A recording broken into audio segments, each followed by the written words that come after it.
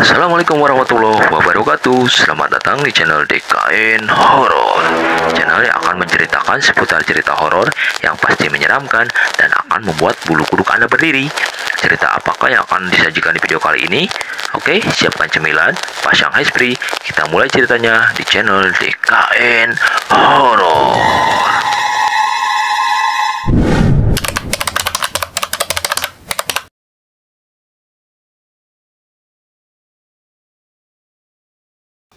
Cerita kali ini berjudul Bayang Hitam di Kampung Tersembunyi.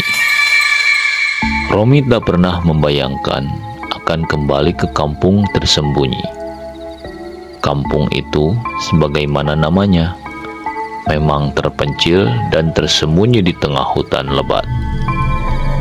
Ia meninggalkannya bertahun-tahun yang lalu untuk hidup di kota. Berharap tak pernah lagi menginjakkan kakinya di sana. Namun, kematian sang ayah memaksanya pulang. Ada rumah tua yang harus ia urus sebagai satu-satunya pewaris. Malam pertama di kampung itu, Romi mendapati bahwa suasananya tetap sama seperti yang ia ingat. Mencekam dan dingin. Warga kampung tampak tak banyak berubah, masih tertutup dan penuh tatapan curiga. Hanya seorang pria tua bernama Pak Samit, teman lama ayahnya, yang datang menemuinya. "Romi, kau harus ingat satu hal," ujar Pak Samit sambil menatap serius. "Jangan menatap cermin di rumah ini, terutama saat malam tiba." Romi mengerutkan kening. "Apa maksudnya, Pak Samit? Ini cuma rumah tua, kan?" Pak Samit menatapnya dalam-dalam, seakan mencari keyakinan di mata Romi. "Percayalah, di kampung ini ada sesuatu yang tak boleh dilihat. Sesuatu yang selalu menunggu di dalam cermin. Banyak orang telah mencoba melanggarnya, dan mereka tak pernah kembali seperti semula." Romi tertawa kecil, meskipun ia bisa merasakan hawa dingin merayap di punggungnya. "Pak Samit, saya sudah lama tinggal di kota. Cermin hanya benda biasa, tak ada yang perlu ditakutkan." Pak Samit hanya menghela napas panjang, terlihat lelah. "Kalau begitu, jangan katakan aku tak pernah memperingatkanmu ya."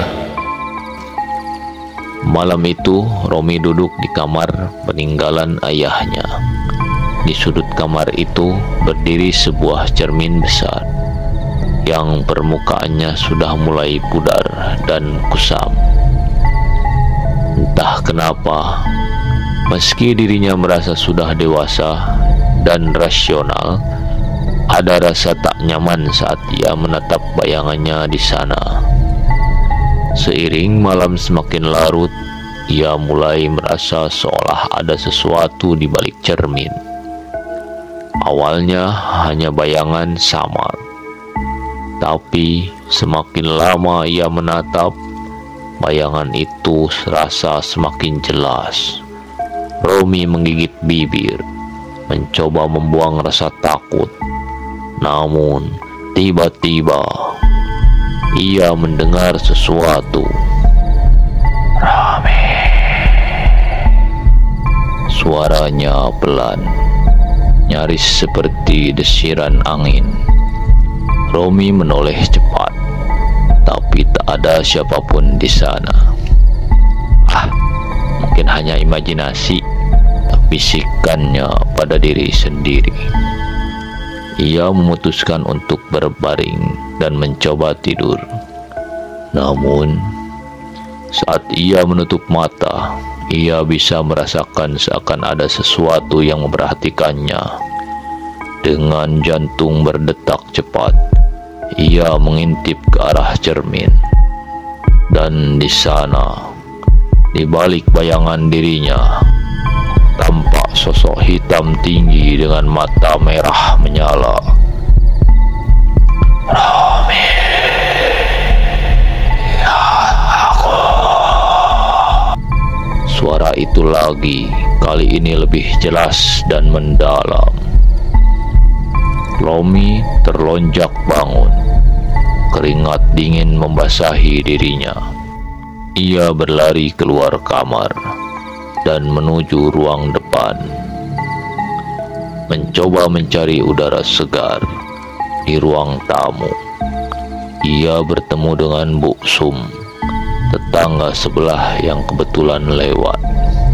"Kenapa kau pucat begitu, Romi?" tanya Bu Sum dengan nada penuh rasa ingin tahu. "Ah, Bu Sum, tadi saya melihat sesuatu di cermin kamar itu. Ada yang aneh di sana," jawab Romi terbata-bata. Mendengar itu, Bu Sum langsung memasang ekspresi serius. "Kau lihat juga? Itu bukan hal yang main-main, Romi. Banyak orang di kampung ini pernah melihat bayangan itu. Dulu ayahmu juga mengalaminya." Romi menatap Bu Sum dengan perasaan campur aduk. "Ayah saya? Apa maksud Bu Sum?" Begini nak." Bu Sum menunduk sejenak sebelum melanjutkan. "Ayahmu pernah melihat hal yang sama di cermin itu bertahun-tahun yang lalu. Sejak saat itu, ia berubah. Ia menjadi pendiam, selalu murung, dan perlahan menjauh dari orang-orang. Mungkin itulah sebabnya ia tak pernah meninggalkan rumah ini." Malam semakin larut, dan rasa penasaran Romi semakin tak terbendung. Ia kembali ke kamar, kali ini dengan tekad untuk menuntaskan rasa takut yang menyelimutinya. Dengan perlahan, ia menatap ke arah cermin itu lagi. Kali ini, ia bisa melihat bayangan hitam itu semakin jelas. Sosok itu berdiri di belakangnya, memandanginya dengan mata merah yang menakutkan. "Siapa kamu?" desis Romi pelan. Bayangan itu hanya tersenyum, menampakkan gigi tajamnya yang mengerikan. "Aku adalah bagian dari kampung ini, bagian yang tersembunyi. Setiap malam aku menunggu seseorang yang cukup berani untuk menatap langsung ke cermin." Romi ingin lari, tapi kakinya seakan terpaku di tempat. Bayangan itu bergerak semakin dekat, dan ia bisa merasakan hawa dingin yang menusuk. "Kau tak bisa lari, Romi. Setiap yang menatapku akan terikat selamanya di sini, seperti ayahmu." Romi mengerutkan dahi, terkejut. "Ayah saya? Apa yang kau lakukan padanya?" Sosok itu tersenyum miring.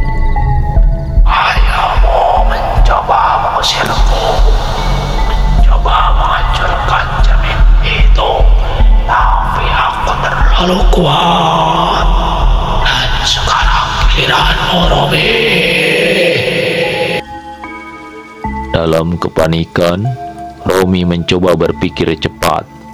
Ia tahu bahwa sesuatu yang jahat bersemayam dalam cermin itu, dan jika ia melakukan sesuatu, ia akan bernasib sama seperti ayahnya. Tanpa ragu, ia meraih batu yang ada di sudut ruangan dan mengayunkannya ke arah cermin. Cermin pecah berkeping-keping, Dan di saat yang sama, sosok hitam itu menghilang dengan jeritan melengking yang menghantui telinga Romi. Suara jeritan itu bergema di seluruh ruangan, dan hawa dingin pun perlahan menghilang. Di pagi hari, Pak Samit datang lagi. Ia melihat pecahan cermin yang berserakan di lantai dan mengangguk pelan. "Kau berhasil, Romi. Tapi ingatlah, beberapa rahasia di kampung ini tak seharusnya diusik. Pergilah dan jangan pernah kembali ke sini." Romi hanya bisa mengangguk lemah. Ia tak akan pernah melupakan pengalaman mengerikan itu. Tanpa membuang waktu, ia segera meninggalkan kampung tersembunyi, berharap tak pernah lagi melihat bayangan hitam yang menghantui keluarganya. Oke teman-teman, sampai di sini dulu ya untuk kisah cerita horor kali ini. Semoga bisa menghibur dan membuat pastinya bulu kuduk Anda berdiri. Wassalamualaikum warahmatullahi wabarakatuh. Adios, permios.